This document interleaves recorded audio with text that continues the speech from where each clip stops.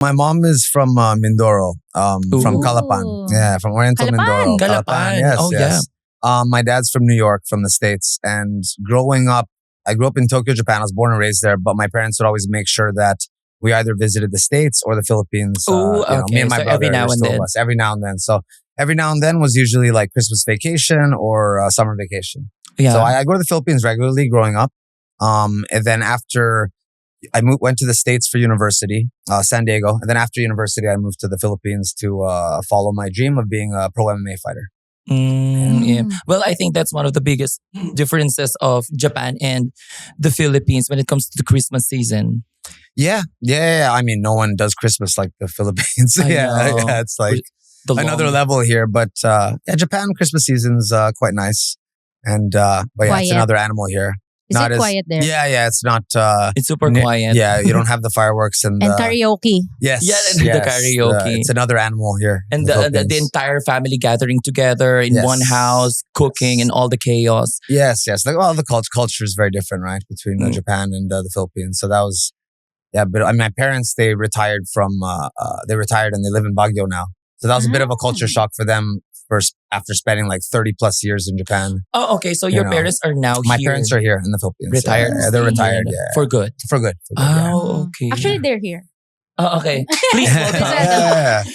What's up? The Striegl family. the reunion. To feel the Christmas. yes. What about the language barrier? Are you having trouble with it?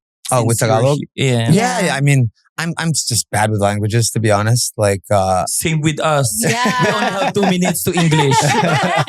like it's not from getting punched from CTE. Like I've just been always bad with languages. It's not for my profession, Mhm. getting hit in the head too many times. Like I'm just bad with languages because even growing up in Japan, my Japanese is not quite fluent, but it's conversational enough to get around the city. Yeah. But since I grew up in Japan, I can speak more Japanese than Tagalog. Unfortunately, Okay. And Yeah. So my will Tagalog come. is time will come. time will come that you will The Tagalog more. tables will turn. Yes, one of these days.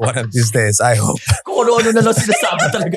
I'm sorry, Binakala lang Mark. talaga. That's all we can see in the dictionary. Yes. Pabawas ng No, pabawas it's yung good, mga it's words natin. Yeah. No?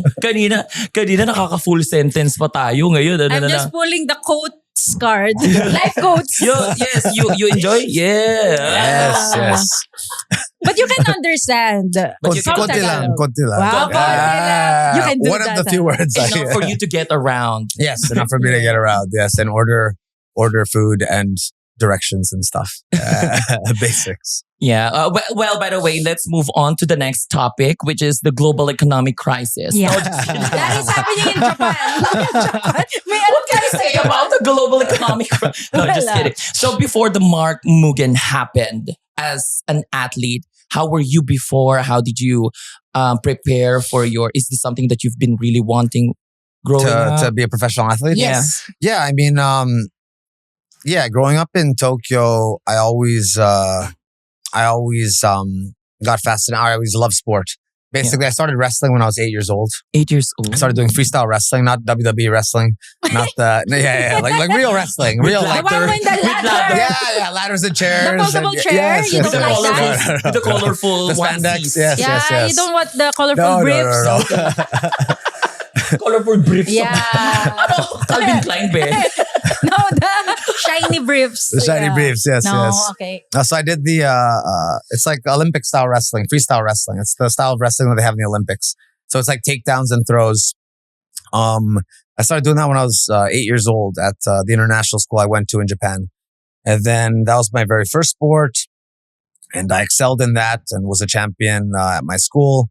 And then I got into MMA when I was 17 years old.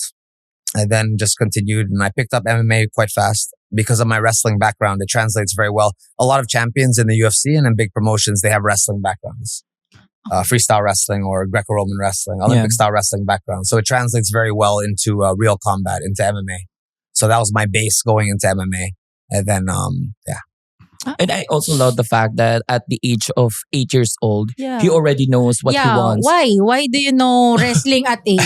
because no, it's because my older brother. I have one older brother. His name's Frank, and he started wrestling randomly. And being the younger brother, he's 4 years older than me. What do you mean I just copied randomly? it. Like you guys are in the grocery and then you randomly. No, like join the team randomly. Join the team, yeah. No, but it's random because my parents, they're not athletes and they're teachers, and they don't really work out. They're not that into fitness. Yeah. But my older brother randomly decided to join the wrestling team in our school just out of a whim. And then me being the younger brother, I just copied him, and I thought it was cool and just continued. Mm. So during those moments, you've known that you're gonna be an athlete. You didn't have any like plan Bs or something. Okay, so I'm gonna be a chef. Yeah, if I actually pushed through. Actually, if I wasn't, that's funny you mentioned chef, because if I wasn't a fighter, I probably would be a chef because I really like cooking. And I like eating. I like eating and I like cooking. The Gordon Ramsay of Japan. Oh yeah. I can cook a really good lasagna. I have a few specialty dishes that I like. I can't indulge too much now because of my sport and my Your diet. I don't cook as much as when I was younger. Because I'm dieting all the time and I'm always competing. But I probably would have been a chef if I wasn't a fighter. But I did, to answer your question, I did know from a young age that I wanted to be a professional athlete. My goal was first to represent the Philippines and go to the Olympics for freestyle wrestling. But then I got into mixed martial arts. I got into MMA my senior year of high school. And then I got obsessed with MMA instead. And then wrestling kind of took the backseat. Yeah, and that's one thing that's good about having a very clear vision. So just you would know what to do right now. Yes. So, what do you know about sports? You love doing sports, or you know that there's money there? Yeah. Why sports? Yeah, no, it's a good question. It's a good question. Yes, very good, very good. Yes. No, it's a good. No one's complaining, babe. It's a Who's good having a hard time? Like physical Asia. This is my physical Asia.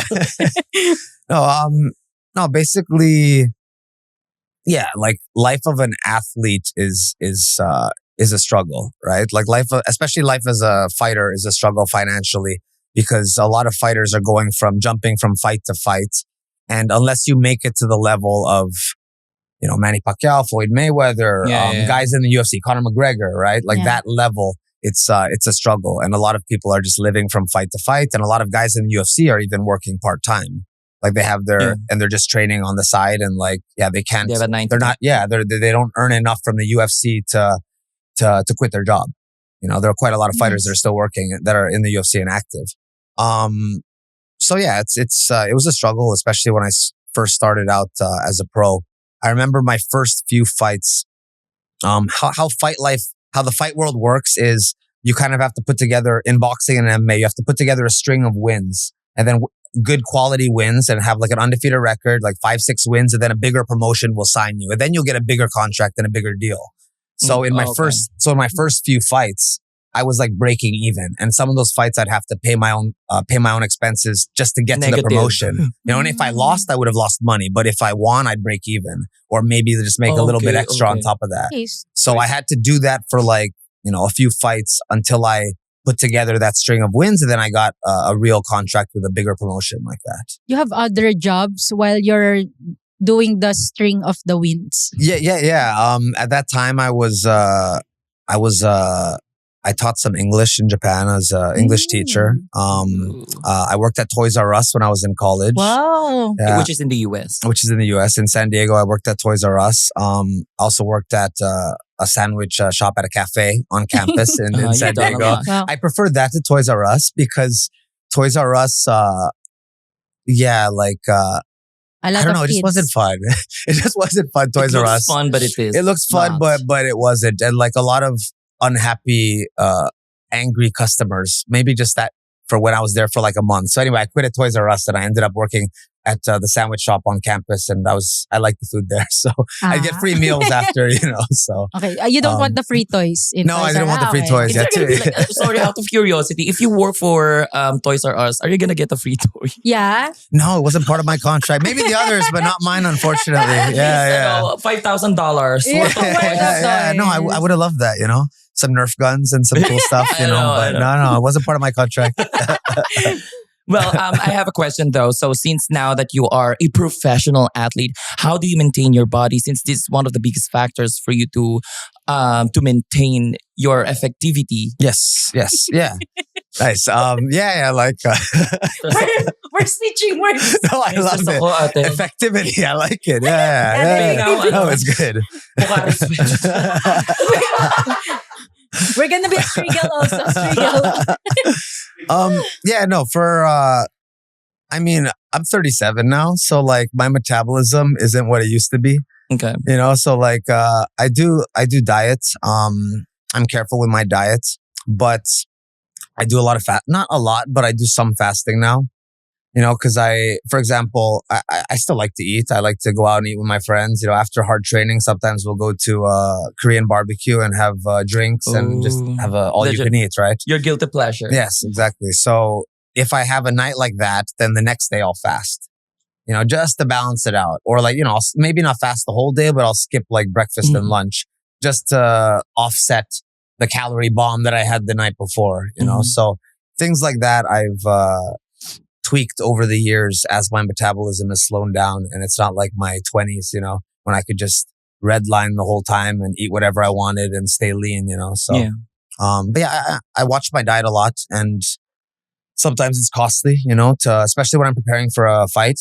If I have a competition, then I really have to, because you have weight classes in fight sport. So I have to make weight, and I'll have to drop sometimes 5 to 10 kilos for a fight. And then, you need good food, and you need to spend money to buy the right stuff at the grocery to have a good diet for that. So you prepare your own food. I prepare my own food.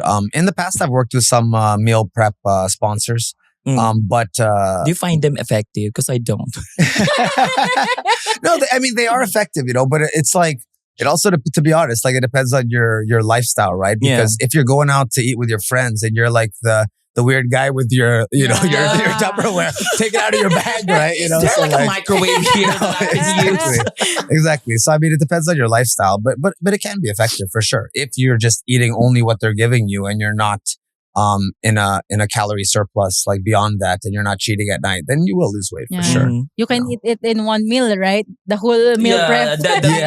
I ordered before meal prep for 1 week. For the entire day, I ate the 3 meals.